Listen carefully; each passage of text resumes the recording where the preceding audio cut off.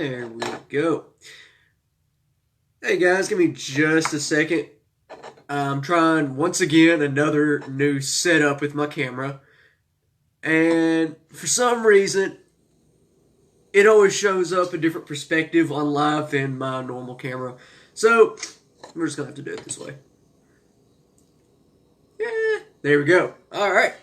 So, this video is going to be a little bit different than my usual ones. For a few reasons.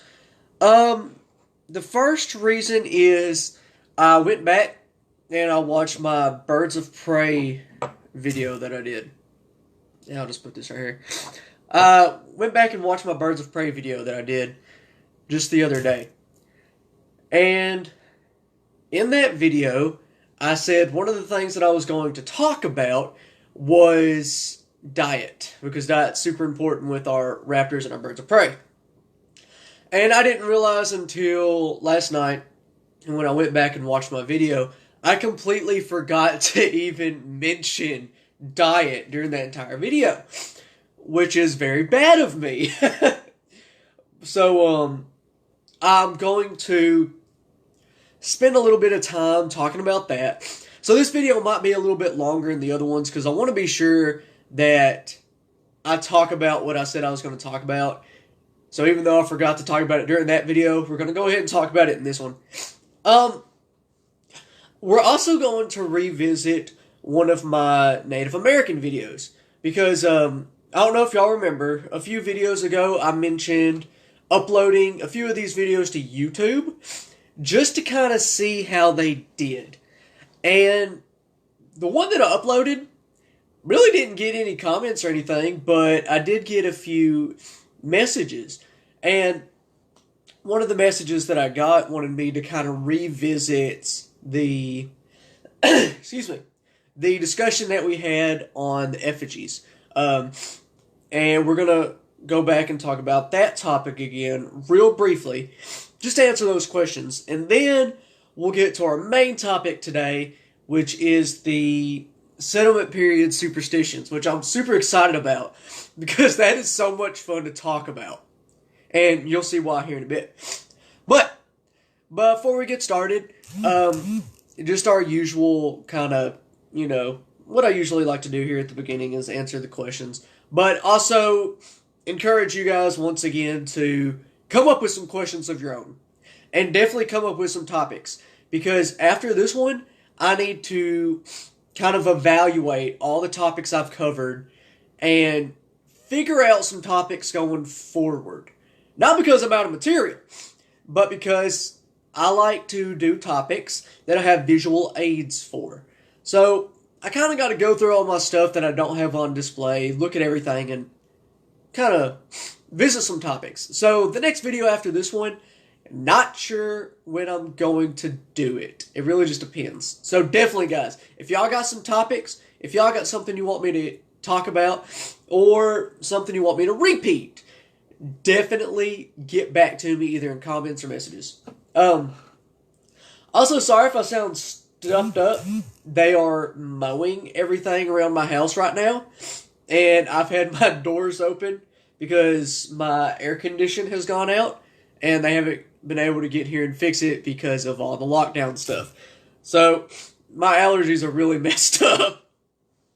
But, all that aside, first thing we're going to talk about is we're going to revisit the Birds of Prey real quick. And I just want to briefly talk about their diets, since it completely left my mind during the video to actually talk about that. So, Birds of Prey diets are really kind of cool, and they're really, really important. And this is one of those things that's kind of fun, because when you're dealing with any kind of science, and you're talking about science, one of the answers you get to give people is, because that's how it is.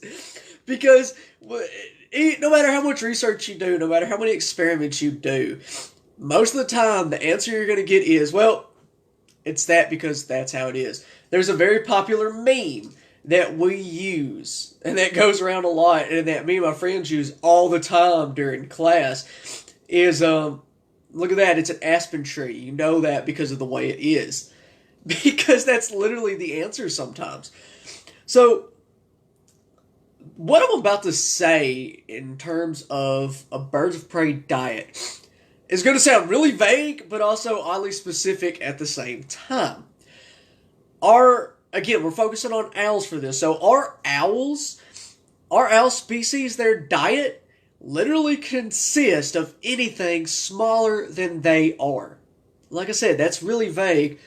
Sorry, I had some stuff pop up. I'm moving it out of the way so I can see better. There we go. So that sounds really vague, but at the same time, really specific. Anything smaller than they are.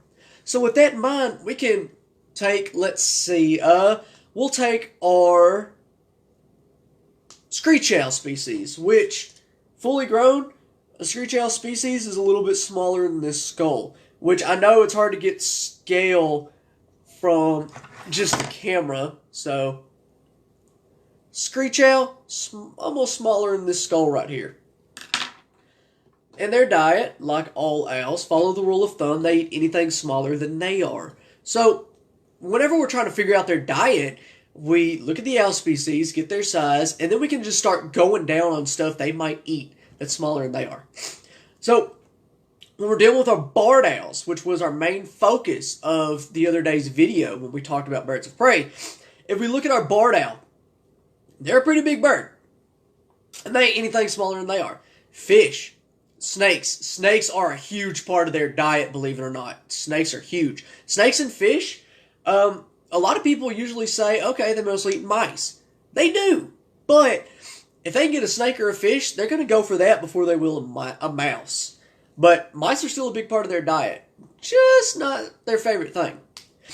So, fish, snakes, squirrels, any of our rodents and small mammals, cats, dogs. There are plenty of stories of people losing their cats and dogs at state parks because of birds of prey. So their diet's really special. Their diet is really, really special. And one of the questions I had at the last video, which I'm going to answer again here, was, do they eat or attack other owls? Not directly. Now, there's a bit of a competition between our owl species, such as our great horned owl and our barred owl. They do compete. They're each other's main competition. If one of them moves in on the other one's territory, they might duke it out, but they're not going to just actively eat it unless there's literally nothing else for them to eat. That is a very rare circumstance.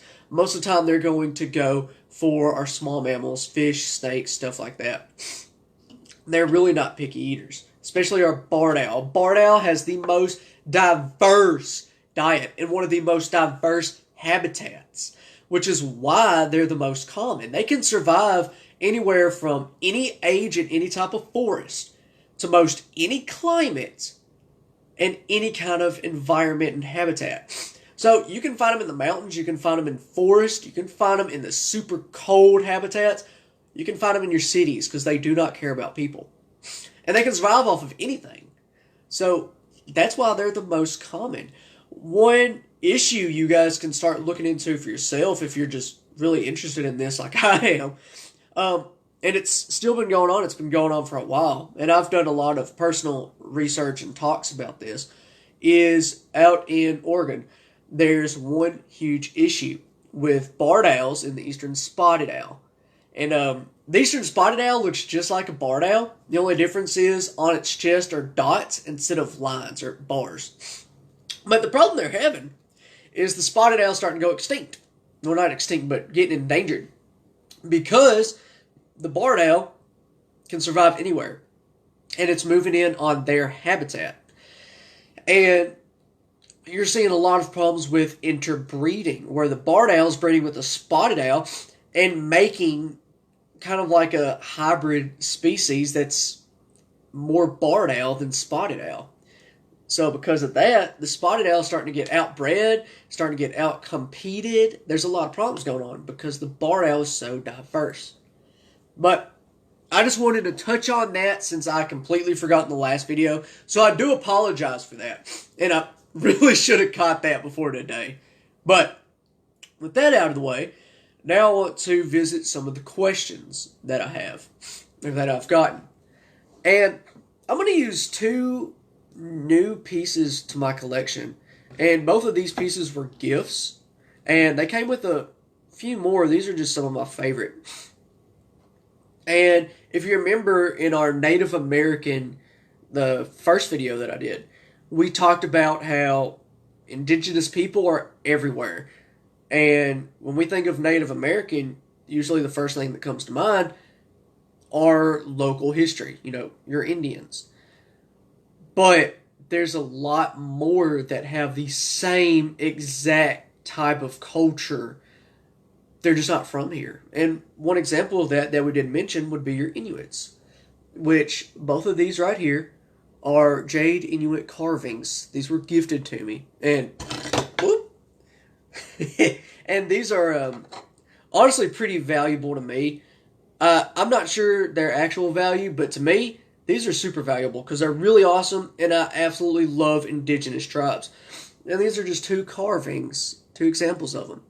And this one right here is the one that I wanted to use to answer the question that I got. Because if you remember, we talked about if you're a Native American, one of the things that you're going to work on, because a lot of your culture and your religion revolves around animal spirits and animal symbolism.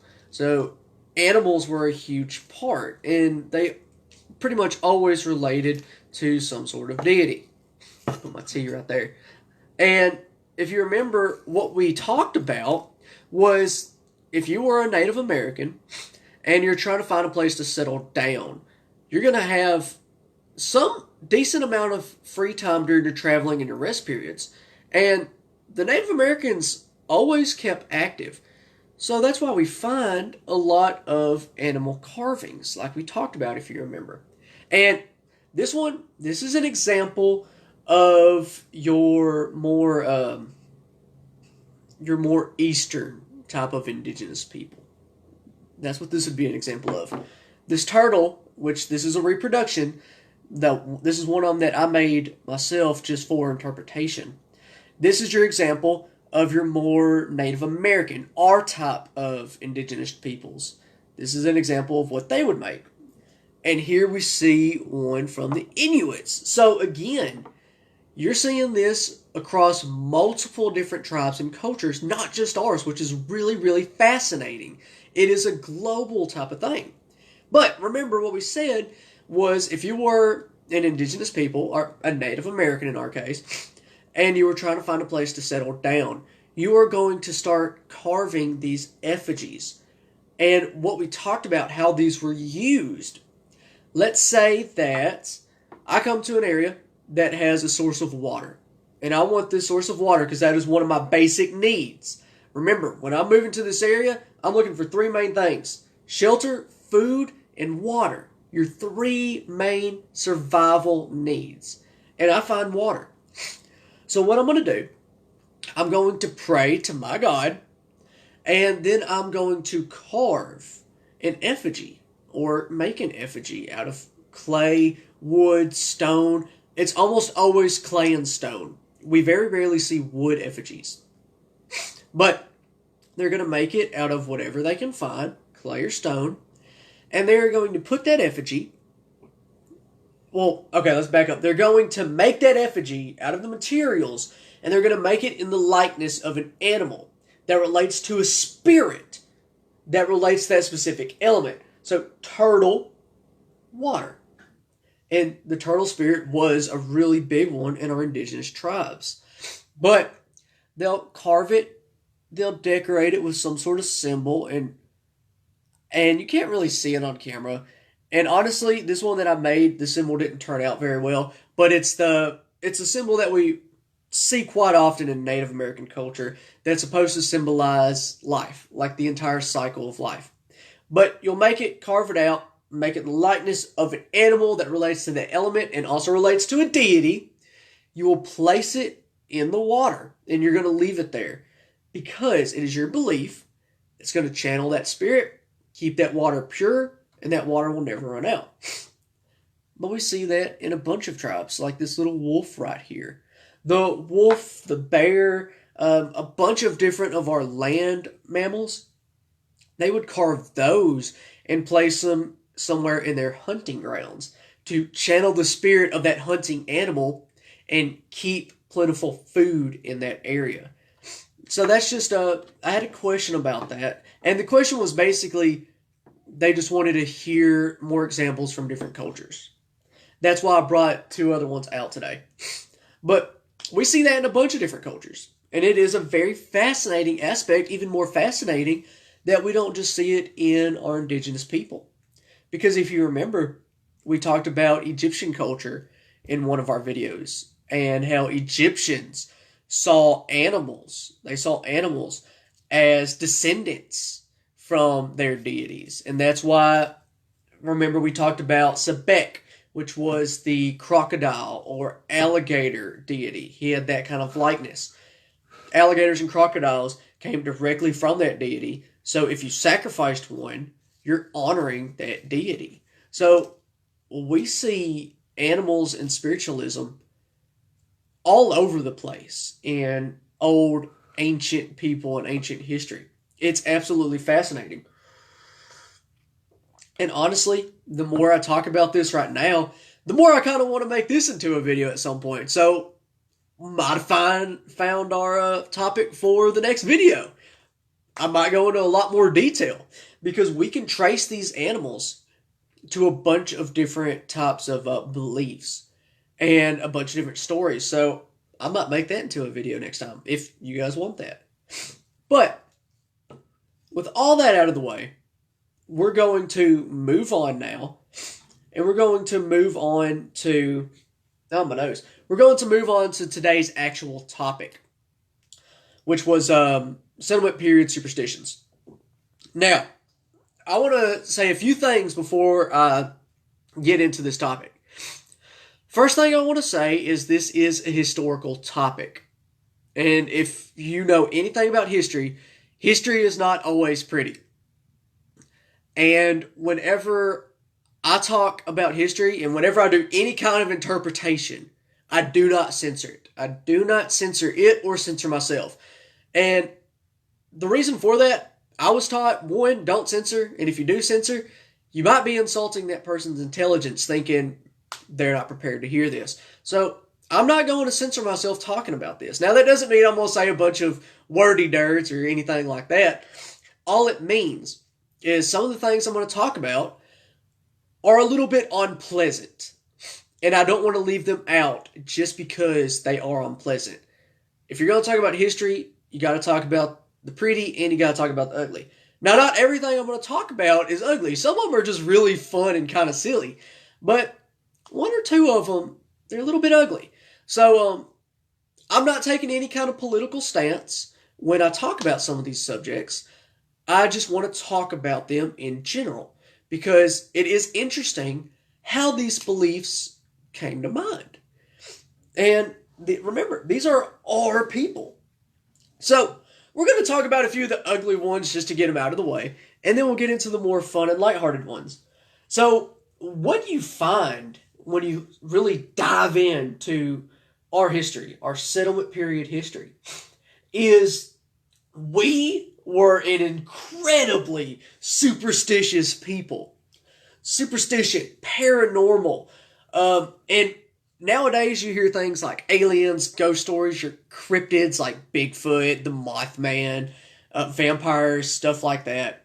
Jersey Devil is a big one. All of these originated from the older settlement forward periods. Not many of them are modern day creations. These are very old stories. And we're going to get into that here in a bit. But, like I said, ugly ones out of the way first. For the most part, the reason our people were so superstitious, they didn't know a lot of what we knew now. And when you don't know something, and it happens, you're instantly trying to figure out, okay, where did this come from? How did it happen? You're trying to follow that rabbit hole down just for an explanation. And if you don't know as much, science and just basic knowledge that we know now, it's easy to jump to conclusions and just think of your own explanations. So, one of the superstitions I want to get into are the Salem witch trials. And I'm going to talk a little bit about the lesser known stories during that period, just because the Salem witch trials, they're kind of glorified, especially in modern culture and especially pop culture. We see the Salem witch trials glorified and in some cases even romanticized. But they were not. They were absolutely disgusting. And it was part of our history. It was part of our superstitions. What we find, and this is one of those things where I said I don't want to censor myself or censor this aspect of history. I'm going to talk about it, but again, I'm not taking any kind of political stance when I say this stuff. So don't get offended or think I'm making some sort of stance, because what I'm about to say relates to the Salem witch trials. Women did not have hardly any rights back then. So whenever you found a very strong, independent woman that could take care of herself, didn't really follow any man, just stuck to herself, was a hermit. Or if you found a woman that was very free thinking, very educated, and really liked knowledge, she was not a normal woman. She would be, something else. And a lot of what we find, some of the women back then really wanted to venture into medicine and medical practices. Some of them that did it were labeled as witches. And if you were a woman and you just thought for yourself, you were independent, obviously there was something wrong with you. So obviously, the only sane explanation was, you're a witch. And that's what we start to see, because it was their belief women should not be doing this stuff. So if a woman does start doing this, it's scary. And fear is what leads to a lot of what we're going to talk about today. Fear is a huge driving force into some of these superstitions, because they did not know. They were looking for those instant explanations. And prior to this decade, witches and kind of like the occult and all that stuff, it was big, and a lot of different kind of occult practices were going on during this period. And some of them were led by women, and that's mostly just to kind of get away from that view that women were inferior. And that's why we see a lot of this, and that's why eventually it led up to saying it during the Salem trials that women were witches because of this. And a lot of the superstitions were the way that you figure out if a woman or even a man, because some men were started to be seen as sorcerers. If men sided with women back then, or if men were just odd, they would also be a witch or a sorcerer. So some of the superstitions that we saw during these trials, one superstition was a witch is so full of evil that she would be heavier than a Bible. So the way that they would be tried was they would be put on kind of a makeshift machine that looks like a modern day seesaw. They'd be put on one end, held over the water, and a Bible would be put on the other end. And if that person went underwater, they were heavier than the Bible because they were so full of evil. And the Bible, the good of the Bible, would not be able to outweigh all of their sin. So they would drown. And if they drowned, they were a witch. Another one that we see, and this one we see more so in Ireland than in our own history, but you can find aspects of this that kind of carried over from Ireland to our own settlement periods. What we see is talk of fairies. And fairies were kind of odd in our settlement superstitions because they weren't cute little pretty creatures like we see in media. They were evil. And what they would do, they would kidnap somebody. And they would take the kidnapped person to their world and leave us with a perfect image of the person they took, but it would not be that person. It would be a fairy. So, an example, a fairy would come and kidnap me. And in my house, they would leave a fairy that looks exactly like me. It just might act a little different. In Ireland, and again, what carried over to us, a lot of illnesses and sicknesses that they had no knowledge about and they couldn't explain would quite often be blamed on fairies. And we find this during our history, but the word fairy eventually became like demon or possession. And that's why we see a lot of exorcisms in our old history and our old superstitions. It carried over from a lot of different cultures. And the reason I say this, the reason I say it carried over, is because I really want to drive home the point that a lot of beliefs originated in a bunch of different cultures and they just spread like wildfire. And we see this all over the place in a bunch of different cultures and a bunch of different beliefs. So we can go back to, for example, the Egyptian stuff we talked about.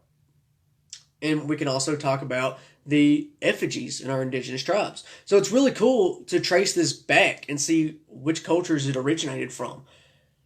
But for the fairy thing, I could not find an explanation how that carried over to our history. But it did. We were a huge superstitious people. Again, because stuff was happening we could not explain.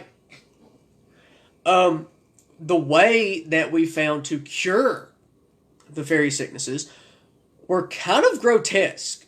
And this is one of those unpleasant things that I wanted to touch up on real quick. We found religious practices. And here's one of the things where I got to be careful. Because I'm not saying that religion was to blame for this. I'm just saying back then, these were called religious practices. But it wasn't based on actual religion. It's just what they really believed in and what they thought would be the cure. What we find in our settlement period, remember we called it like possessions and stuff instead of fairies. The fairies is what we find in Ireland, but if we trace it back to the settlements in our history, we find the same descriptions, just the word possession or demon instead. And exorcism. Exorcisms were a huge deal. If someone had epilepsy or was having seizures, it wasn't because they were sick and they couldn't help it. It's because they were possessed. And a lot of times the exorcisms would end in that person dying because things like bloodletting, beating the person, sometimes even boiling the person, trying to get that out of them. It's a dark history. And it's not something, it's interesting, it's fascinating, but it's kind of odd to think about. So, I just wanted to get those two out of the way, and now we'll get to some of the really fun ones. Everybody knows about garden gnomes. Garden gnomes were also a big part of superstition. And they were pranksters. A lot of times, you would find if stuff just goes missing, like, I lose socks all the time. I have so many just single pairs of socks. Can't find the matching pair. If that happened to me back then, a very common accusation would be garden gnomes. And it was a belief that if you put the likeness of a garden gnome in your garden or in your yard, the garden gnomes, the actual gnomes would come, see that likeness, and they'd be like, oh, okay, one of my people are already here taking care of these people, so I don't have to prank them. Somebody else is already getting ready to do it, and they would leave. And it's really cool. Something else that we find. Remember, we talked about Sassafras not too long ago. Sassafras held a huge superstition. Sassafras is one of these things that our people actually learned from the Native Americans. It was a recipe, a brew that carried over. Because it is largely medicinal. Has a lot of medicinal value. We find records of it being able to cure, well not cure, but help ulcers, colds, flu, or what we would call the flu. we find it able to cure or help cure a lot of different ailments and even normal aches and pains. One of the big ones that we found that it kind of took care of was blockage. You know, you eat too much Taco Bell, something bad's going to happen. We find that they used sassafras for a lot of things like constipation and stuff. And it also carried over into our superstition practices during the settlement period. What we find is several writings of during winter. And it was a strong belief that during winter, that's when a lot of the old superstition devils and ghosts and spirits start to come out. Because winter's when, especially during the settlement time, you're at your most vulnerable. And you're working a lot harder. So you're a lot more vulnerable during the winter. Working harder to survive, that is. So it's what we find is that every time you're going outside, if you get a cold, it's not because you were outside, you got sick.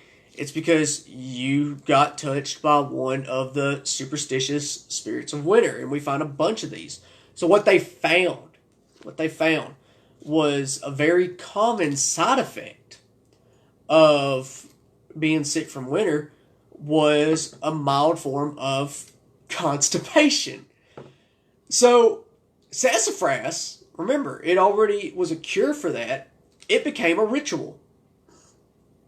What we find is writings that at the end of winter, going into spring, you would make your spring tonic, which included sassafras. And it was a ritual to drink this because not only does it cleanse your body and get you ready for spring, it also gets rid of all of those evil spirits that were blocking you. And this isn't just me talking. This is actual stuff you can go on Google and find that they did mention constipation and blockages being an evil spirit.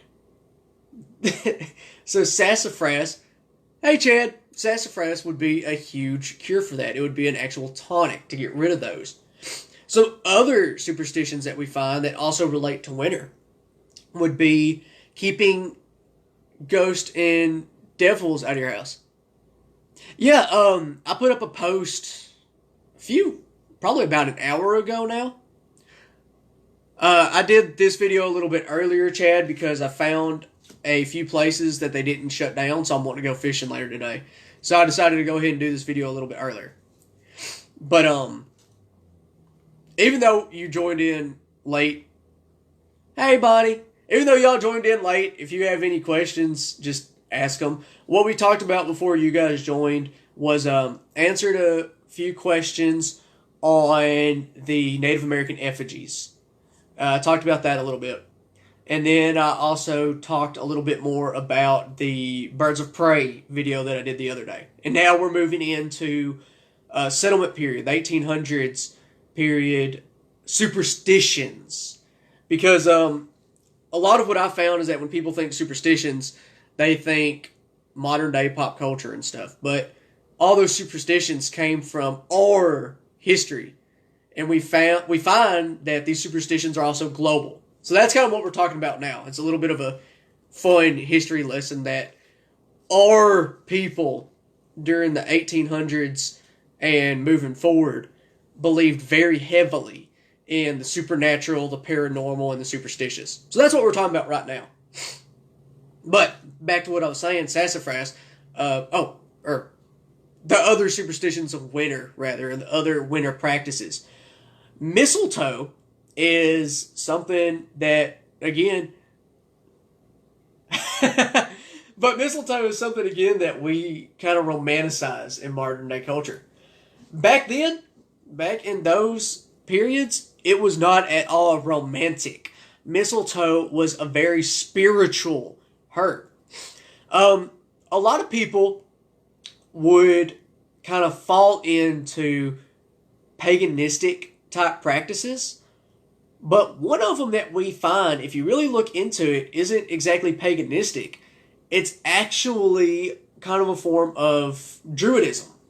And Druids basically are just people that worship nature. We find a lot of them during the settlement period as well. But mistletoe was a very spiritual plant.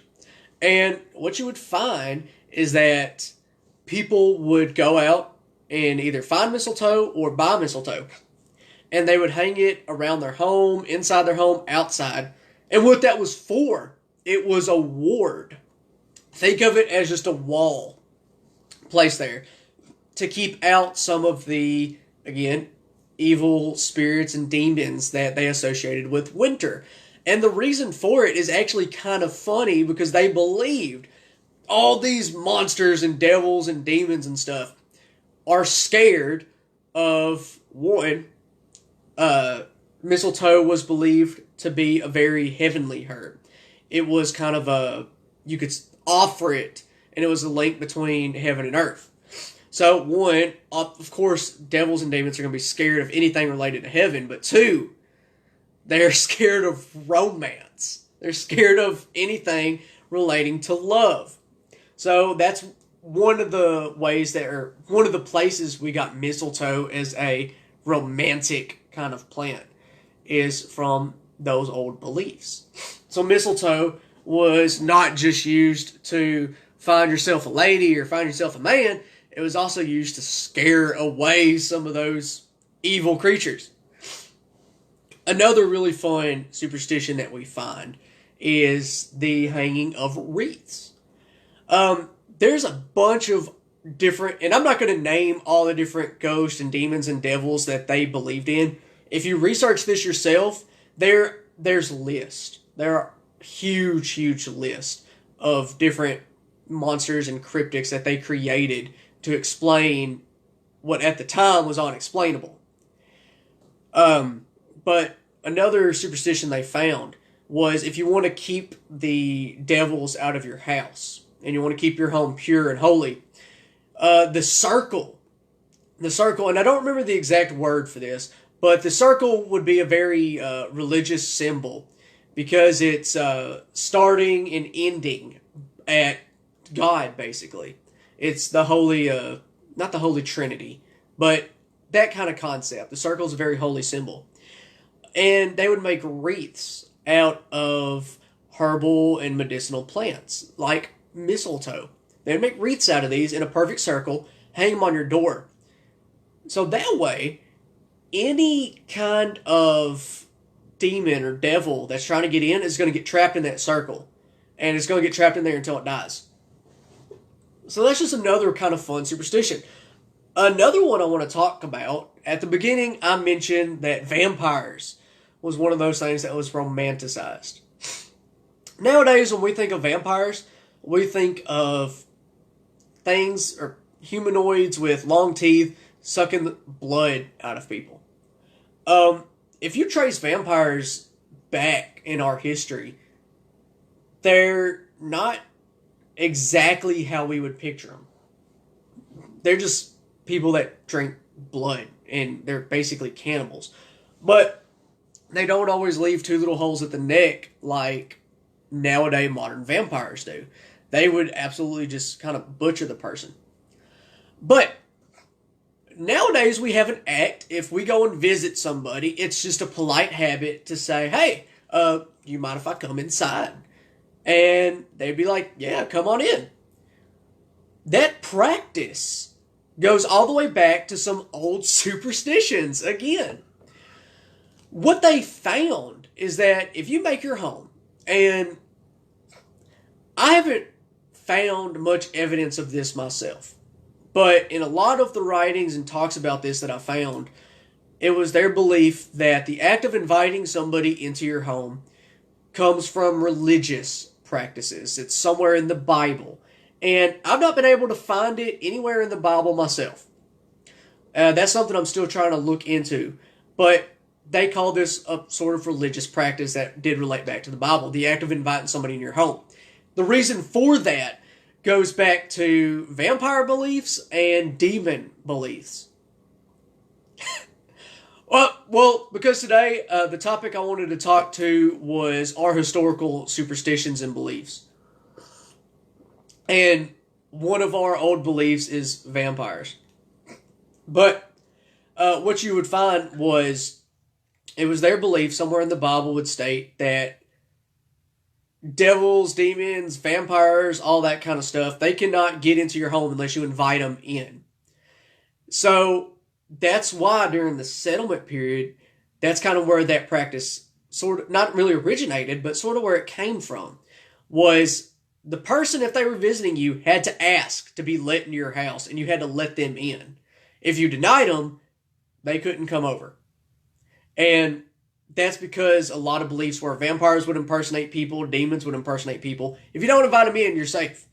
So what you're going to find, we had a lot of very silly superstitions, rather. But again, it's because they were trying to explain the unexplainable. It's not because they were dumb or uneducated. They just didn't know a lot of what we know now. And they had to find some way to explain stuff they didn't understand, like sudden sicknesses, sudden deaths, weird lights going around, just kind of stuff like that.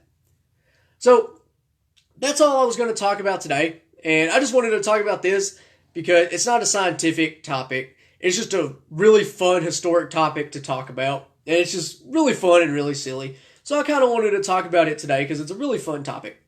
But next week's video is probably going to be about the effigies throughout different cultures and indigenous tribes, not just focusing on Native Americans this time. I want to talk more on a global scale because we do see these in a lot of different people. So that's all I have for y'all today. If y'all have any questions, those of y'all that are in here before I wrap up today, I'm going to give y'all a few minutes to think of questions and type them in. Oh, Skinwalkers. Yes. Skinwalkers is another one of those. And this kind of goes back to, you weren't here for the beginning, but at the beginning I talked about the superstitious belief that we had in people impersonating other people. Kidnapping and replacing them. Skinwalkers was one of these. And Skinwalkers is also one of those that if you really research it, during the settlement period, it was mostly for attention and hoaxes.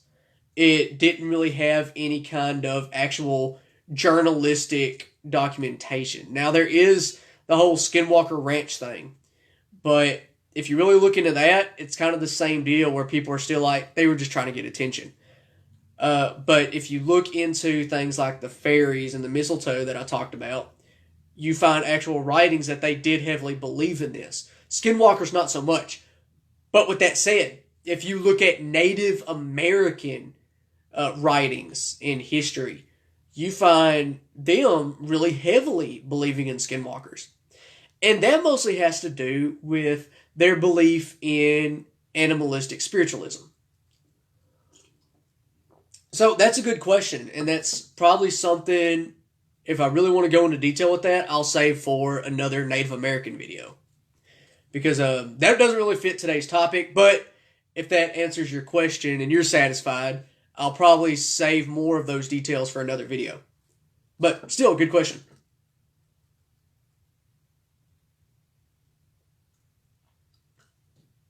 Alright, I don't see any more questions. So if y'all do have any other questions, yep, you're welcome. Then that'll be all for today. If y'all think of anything else you want to ask, feel free to leave a comment or a message. If you have suggestions or ideas for a topic, because again, after next week, there's probably not going to be another video for a while, just because I only like doing videos if I have, kind of visual aids. It doesn't always have to have visual aids. I just like using them. But I kind of want to go through all of my collection and kind of think of what other topics I could cover.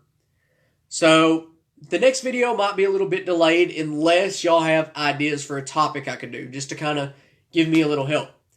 But aside from that, if y'all don't have any questions, that'll be it for today. If y'all think of any, leave a comment or a message. Thank y'all.